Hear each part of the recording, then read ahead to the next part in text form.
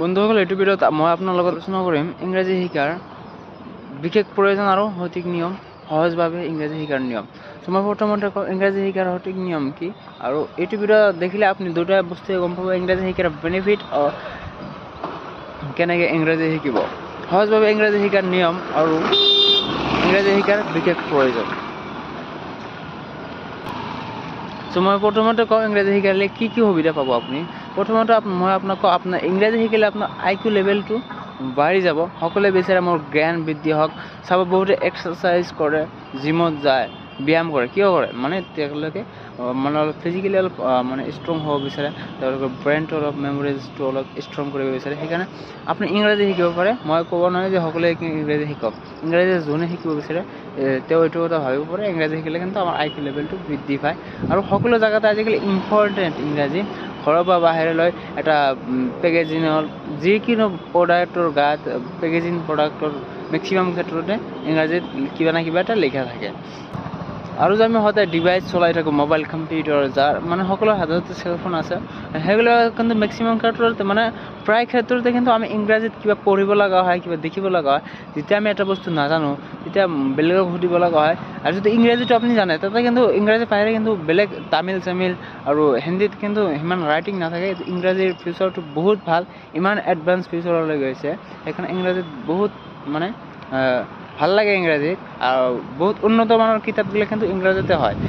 ধৰক উন্নত মানৰ কিতাপবিলাক ইংৰাজবিলাকে মানে বিশ্বৰ পঢ়িবৰ কাৰণে হাইলাইট হোৱাৰ কাৰণে ইংলিছত লিখা হয়। কিন্তু আমি জানো ভাল ভাল কিতাপবিলাক ট্ৰান্সলেট কৰা হয়। আচলতে ভাল ভাল কিতাপবিলাক ট্ৰান্সলেশ্যন কৰা নহয়। ধৰক মই এজন এক্সপাৰ্ট হওক, মই কিন্তু সেই কঠিন কিতাপ যিমানে ভাল হওক, কঠিনটো মই ট্ৰান্সলেট কৰিব নাযাম। যিটো সকলোতকৈ সহজ আৰু ভাল মোৰ তাত ভাল লাগে সেইটোৱে ট্ৰান্সলেট কৰিম।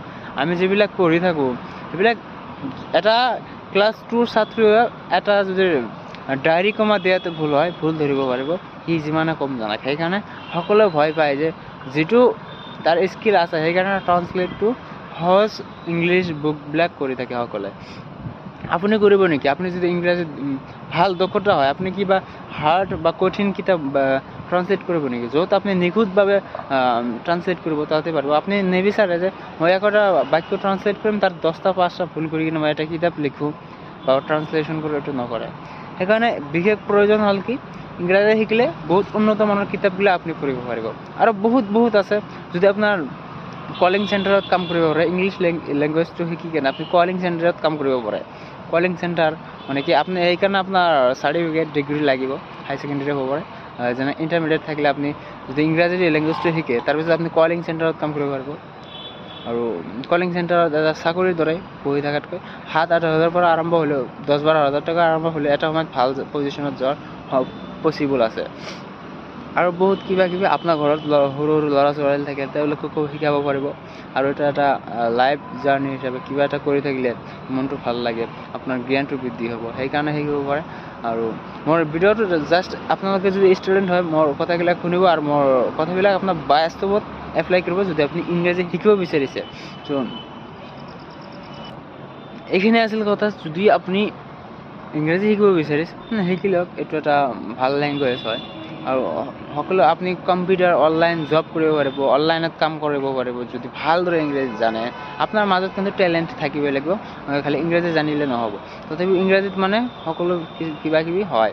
মানে আজিকালি মেডিচিনত হওক, কিবাত হওক, খোৱা বস্তুৰ গাত হওক, আপুনি যদি ইংৰাজী পঢ়িব পাৰে কিন্তু সহজভাৱে আপুনি বুজি পাব।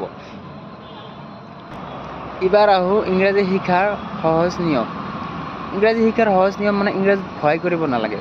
বহুতে ইংৰাজীত ভয় কৰে, এইটো ছাবজেক্ট বহুত কঠিন হয়। ছাবজেক্ট বুলি নাভাবিব, এইটো এটা ভাষা।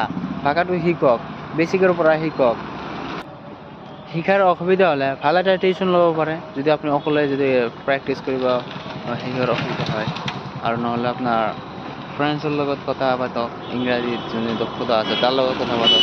আশা কৰোঁ আপুনি সহজভাৱে ইংৰাজীত কথা পাতিব পাৰিব এইবিলাক কৰিলে। Thank you so' much for ৱাচিং।